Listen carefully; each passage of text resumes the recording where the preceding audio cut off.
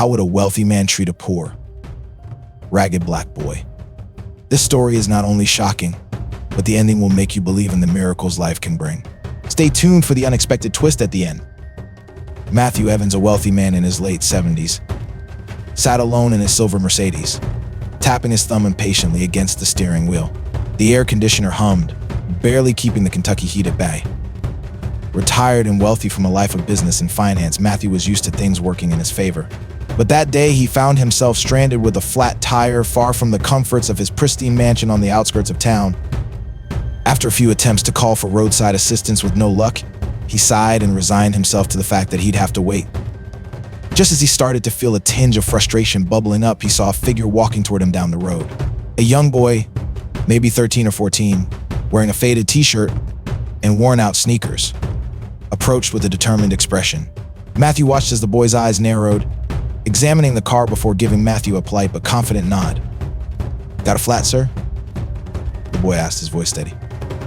Yes, I do," Matthew replied, feeling a strange mix of relief and unease. "I was hoping for a bit of help, but my phone's got no signal out here." The boy gave a little smile. "I can help with that," he said, kneeling beside the tire without hesitation. "My grandpa taught me how to change a tire last summer. Do you have a spare?" Matthew gestured to the trunk, watching as the boy opened it and pulled out the necessary tools. The young boy worked swiftly, his hands moving with a quiet confidence that seemed almost beyond his years. As Matthew stood there, he felt a strange humility creeping in, something he hadn't felt in a long time. He wanted to offer the boy something in return, but the young man hardly looked up, focusing intently on the task at hand. After a few minutes, the boy finished, wiping his hands on his jeans and stepping back. "All done," he said simply, offering a small, satisfied smile. Matthew reached into his wallet and pulled out a few bills, holding them out to the boy. "Here, take this. I really appreciate your help." But the boy took a step back, raising his hand politely. "Thank you, sir, but I don't need anything. Just happy to help." Stunned, Matthew stood there, money still in hand, as he watched the boy turn and walk away down the road. The interaction had left him moved somehow, though he couldn't quite put a finger on why. Alone now, he slipped the money back into his wallet and got back into his car, watching in the rearview mirror as the boy's figure grew smaller in the distance. For the rest of his drive, Matthew's thoughts kept drifting back to the boy. There was a quiet dignity about him, a self-assurance that wasn't born from money or privilege, but from something deeper. That night, as he sat alone in his lavish home, Matthew found himself unable to shake the image of the boy walking away with nothing but a smile. That evening, Matthew sat in the leather armchair of his study, surrounded by shelves of books he rarely opened. The room was quiet, save for the soft ticking of the grandfather clock in the corner. His dinner, a perfectly prepared steak and asparagus, sat untouched on the side table. He couldn't stop thinking about the boy. Matthew had encountered thousands of people in his lifetime: business partners, employees, investors. Most interactions revolved around negotiations, favors, and deals. There was always an exchange, a price, or an expectation.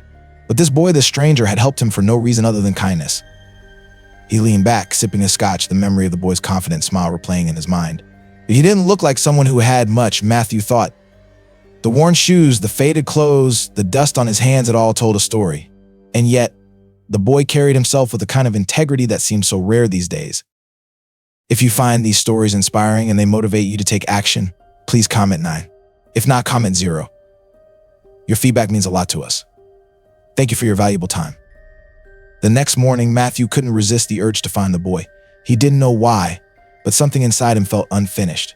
Maybe it was guilt, maybe gratitude, or maybe just curiosity. Whatever it was, he found himself driving down the same stretch of road, scanning the horizon for any sign of the boy. Hours passed as he stopped at gas stations and small diners, asking anyone who would listen if they'd seen a young boy fitting the description. Most shrugged or shook their heads until finally an older woman behind the counter at a small cafe spoke up. "Sounds like you're talking about Elijah," she said, wiping her hands on her apron. "That boy's always helping folks around here. Lives with his mama over in Harlan." "Harlan," Matthew repeated, making a mental note. "Thank you." The town of Harlan was an hour away, nestled in the foothills of the Appalachians. The drive was scenic, but Matthew barely noticed his mind was racing with questions. What kind of life did this boy have? What kind of family raised someone like that? When he arrived in Harlan, the streets were quiet, lined with modest homes and small businesses. He asked a few locals about Elijah and was eventually pointed to a small house on the edge of town. The house was worn but tidy, with a front porch that sagged slightly under its own weight. Matthew parked his car and hesitated for a moment, unsure of what he would even say. Taking a deep breath, he knocked on the door. It opened a moment later, revealing a woman in her early 40s. She looked tired but kind, her eyes sharp and curious as she sized him up. "Can I help you?" she asked. "Good morning," Matthew said, clearing his throat. "I'm sorry to bother you, but I believe I met your son yesterday. Elijah, right? He helped me with a flat tire." Her expression softened instantly. "That sounds like my Elijah," she said with a small smile. "He's always helping folks." "I just wanted to thank him properly," Matthew said. "He wouldn't accept anything from me yesterday." She nodded, stepping aside to let him in. "He's out back. You're welcome to wait." Matthew stepped inside, taking in the modest surroundings. The furniture was old but clean, the walls adorned with family photos and a few hand-drawn pictures that looked like they came from a much younger Elijah. It was a far cry from his own home, with its pristine surfaces and expensive artwork. Yet something about this space felt warmer, more alive. He followed her out to the backyard where Elijah was repairing the fence. The boy looked up, surprised to see Matthew. "Hey, Mr. Elijah said, wiping his hands on his jeans. "What are you doing here?" Matthew smiled, feeling strangely nervous. "I wanted to thank you again. You helped me when I really needed it, and I just couldn't stop thinking about it." Elijah shrugged, his expression easy and genuine. It wasn't a big deal. But to Matthew it was, and he was determined to show it. Elijah leaned against the fence, his curious gaze fixed on Matthew. For a moment, neither of them spoke. The boy's calm demeanor made Matthew feel slightly out of place, as though he were the one being judged. "I don't think you realize what a big deal it was," Matthew kindly said, breaking the silence. "People don't usually help strangers without expecting something in return." Elijah tilted his head slightly, as if puzzled by the statement. "I don't see it like that," he replied. "If someone needs help and I can do it, why wouldn't I?" Matthew was struck by the simplicity of the boy's logic. He looked past Elijah to the yard. The fence was patched together with mismatched wood, the grass uneven and sparse. Behind the house, an old swing set leaned precariously, its chains rusted and broken. It was clear that Elijah's family didn't have much, but they made do with what they had. "You've got a good head on your shoulders," Matthew said, meaning it. "Your mother must be proud." Elijah grinned, glancing back toward the house. "She works hard. I just try to help out where I can."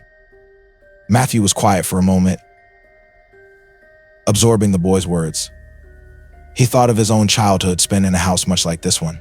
His parents had worked tirelessly to make ends meet, teaching him the value of hard work and perseverance. Over the years, he had drifted away from those lessons, caught up in the pursuit of wealth and status. Now, standing in this yard, he felt an odd sense of nostalgia and regret. "I'd like to do something for you and your family," Matthew said at last. Elijah straightened up, his expression cautious. "We're okay, mister. We don't need anything." "It's not about need," Matthew insisted. "It's about what's right. You helped me and I'd like to return the favor." Before Elijah could respond, his mother stepped out onto the porch, wiping her hands on a dish towel. "Elijah, you better come inside and wash up before lunch," she called. Then her eyes shifted to Matthew. "Would you care to join us? It's nothing fancy, but you're welcome." Matthew hesitated, unaccustomed to such an invitation, but the sincerity in her voice left him no room for excuses. "I'd like that," he said, following her into the house. Inside, the kitchen smelled of freshly baked bread and roasted vegetables. The table was small, surrounded by mismatched chairs, but it was set with care. Matthew took a seat, feeling strangely out of place in his tailored suit amidst the humble surroundings. Elijah washed his hands at the sink and joined them, his easy smile never faltering. As they ate, Matthew found himself drawn into their conversation. Elijah talked about his school, his friends, and his dreams of becoming an engineer. His mother shared stories about the community, speaking with quiet pride about the people who looked out for one another. Matthew listened intently, feeling a warmth he hadn't experienced in years.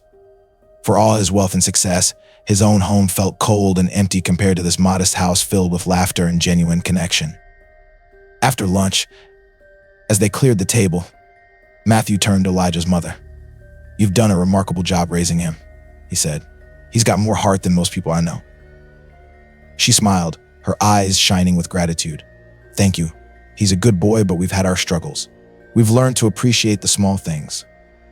Matthew nodded, his mind already turning over ideas. He didn't want to overstep, but he couldn't walk away without doing something for them. This family had given him a gift he hadn't even realized he needed, a reminder of what truly mattered. Matthew left their home that afternoon with a sense of clarity he hadn't felt in years. Driving back to his estate, he began to plan. This wasn't about charity. It was about honoring the boy's selflessness and the family's resilience. Elijah and his mother deserved more than patched fences and worn furniture. They deserved stability and recognition for the strength they showed every day. The next morning, Matthew made calls, lots of them. He reached out to old colleagues, contractors, and suppliers. By midday, a plan was set in motion. Within a week, trucks and workers began arriving at Elijah's home. Matthew stood on the sidewalk, clipboard in hand, directing the renovations as Elijah and his mother looked on in shock. "You didn't have to do this," Elijah's mother said, her voice trembling as she watched the crew unload supplies. "We've managed fine on our own." Matthew turned to her, his expression earnest. "You've done more than manage.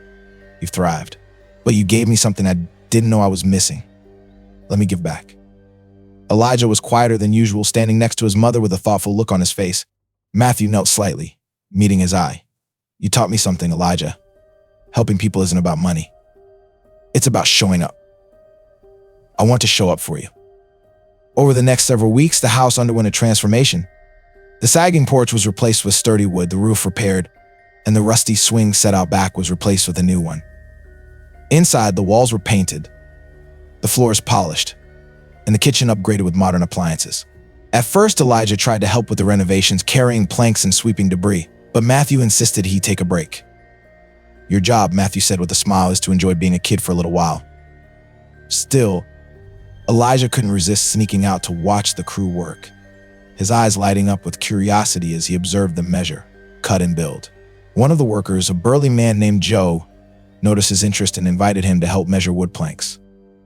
Before long, Elijah was asking questions about tools and construction, his excitement infectious.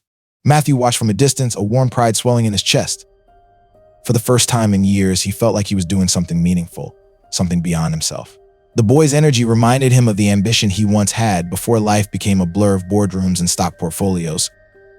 One evening, as the sun dipped low, the project was nearing its end. The family stood on the porch, marveling at the transformation. Elijah's mother turned to Matthew, her voice choked with emotion. "This isn't just a house anymore," she said. "It's a home. I don't know how we can ever thank you." Matthew shook his head, his tone soft. "You already have. You reminded me of what life is supposed to be about: family, connection, and purpose. I think I'm the one who should be thanking you." The final day of the renovation project felt like a celebration. Neighbors stopped by to see the changes, offering smiles and small gifts: fresh-baked bread, jars of homemade jam, and even a potted plant. Elijah's laughter echoed through the yard as he raced around, showing his friends the new swing set and the freshly painted rooms inside. The house, once tired and worn, now radiated life. Matthew stood on the front porch, leaning against the sturdy new railing, watching the scene unfold. He hadn't felt this kind of joy in years, simple, unfiltered joy that came from seeing others thrive. Elijah's mother walked over, a cup of iced tea in her hand. She offered it to him with a smile. "You've done more than fix a house," she said softly.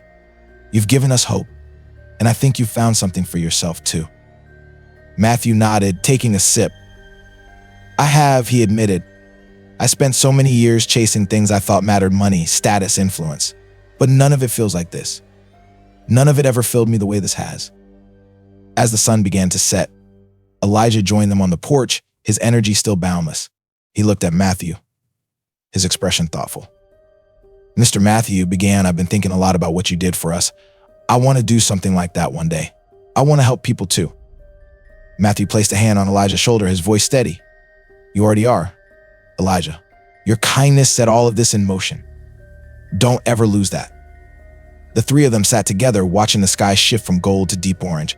The warmth of the day lingered, but there was a deeper warmth, one that came from connection, gratitude, and a shared sense of purpose. When it was time for Matthew to leave, Elijah and his mother walked him to his car.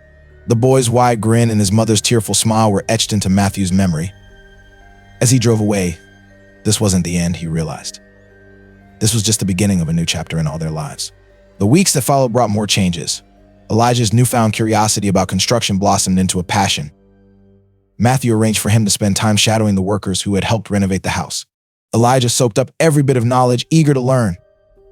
Matthew, in turn, found himself drawn back to Harlan again and again. Each visit felt less like a trip and more like a return home. He no longer felt like an outsider in their lives. He was part of something bigger now. And for the first time in years, he was content. The story ended where it had begun, in a small town with a big heart, where one act of kindness from a young boy reminded an old man of life's greatest lesson. It's not about what you have, but what you give. The story came full circle, ending right where it all began, in a small town with a big heart. It was here that a young boy's simple act of kindness reminded an older, wealthier man of one of life's most profound lessons.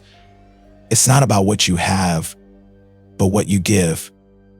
In that small moment, the true value of compassion and generosity became clear, transforming not only their lives, but the lives of everyone around them.